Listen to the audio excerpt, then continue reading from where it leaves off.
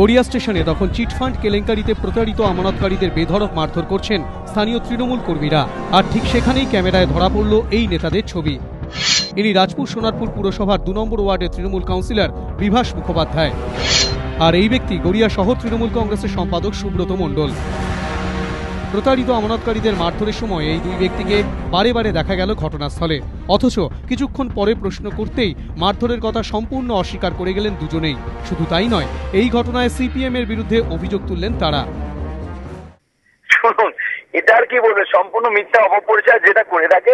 আর তৃণমূল বলে পরিচিত যে সমস্ত ছেলেরা, হ্যাঁ, তাদেরই তো মারধর করেছে। আর এটা হচ্ছে ফোরামসের নামে আন্দোলন করছে, এটা সব সিপিএম এর লোকেরাই ছিল। যদিও তৃণমূলের অভিযোগকে হাস্যকর বলে উড়িয়ে দিচ্ছে সিপিএম, সেই সঙ্গে অবিলম্বে আক্রমণকারীদের গ্রেফতারেরও দাবি জানিয়েছে তারা। চুরি করেছে চিটফান্ডওয়ালারা, চোরেদের উপরে বাটপারি করেছে তৃণমূলের বড় নেতারা, তৃণমূলের বাহিনী এবং নেতারা মিলে প্রতারিত করছে তো মানুষকে, বিপদে ফেলছে, আক্রান্ত করছে, অর্থনৈতিকভাবে আক্রান্ত করেছে, এতদিন শারীরিক আক্রমণ করছে। সোনারপুর থানায় বিক্ষোভ করবেন, অ্যারেস্ট করতে হবে। এরা কারা? এরা। এদিকে মারধরের ঘটনায় আমানতকারীদের সংগঠনের তরফে অসীম চট্টোপাধ্যায়, সুনন্দ সান্যালরা সোনারপুর থানায় গিয়ে তৃণমূল নেতা বিভাস মুখোপাধ্যায় সহ কয়েকজনের বিরুদ্ধে লিখিত অভিযোগ দায়ের করেছেন।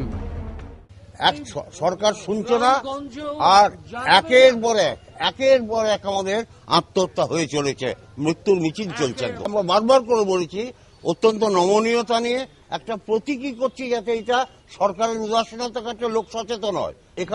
এখানে বিভাস মুখার্জি বলে কে আছেন এক কাউন্সিলর, তার নেতৃত্বে তৃণমূলের গুন্ডা বাহিনী গিয়ে মারপিট ইত্যাদি করে এরা কি পুলিশ? এই রাজ্যে আইন শৃঙ্খলা রক্ষা করার দায়িত্ব এদের। প্রতারিত আমানতকারীদের দাবি, সামনে থেকে মারধরের ঘটনা দেখলেও আটকানোর পরিবর্তে প্রথমে আক্রান্তদের মধ্যে থেকেই একজনকে আটক করে পুলিশ, পরে বন্ডের বিনিময়ে তাকে ছাড়া হয়। অর্ণব মুখোপাধ্যায়, রঞ্জিত হালদার, এবিপি আনন্দ।